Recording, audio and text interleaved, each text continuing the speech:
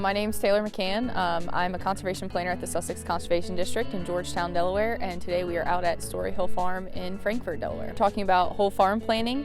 A whole farm plan is a joint effort between a producer and a planner to work together and identify what the producer's conservation objectives are, so we can also go out and assess what resource concerns or issues may be present.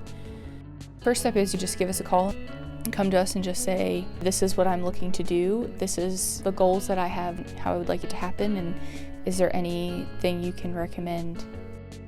Through conservation planning, we look at all aspects of resource concerns from soil, water, air, plants, animal, energy, and human resources that are on our planet.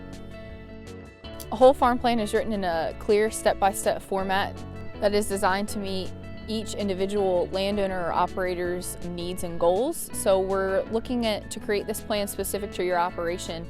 So just because your operation doesn't look like the person that's right next to you, that's exactly what this plan is designed for.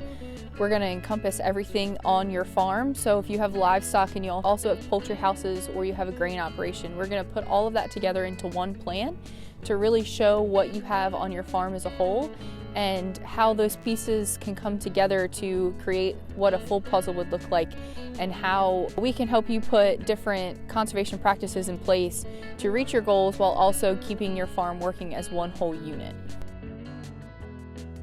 The planning process, when you come into our office and you sit down and talk with us saying that you want a whole farm plan, we're going to go through the 9 steps of the planning process. So the first step is going to be to identify problems and opportunities. Then we're going to determine what your objectives as a producer are. So then we're going to do a site visit. We're going to take an inventory of all the resource concerns that may be present on your land, and then we're going to analyze that resource data and formulate alternatives along with you to find out what alternatives are going to work best for you on your land. Once we present those alternatives to you, we're going to work with you to evaluate all those alternatives and options to go over the next step, which is making the decision. So we'll talk that through with you so you can make what decision is best for your land or your operation as a whole. The next following step would be to implement that plan. So then we're going to be there to assist and help however we can to help you put those conservation practices and systems into place on your land. And the last would be to evaluate the plan. So we're going to come back and look, and after you've put different conservation practices in place, we're going to reassess.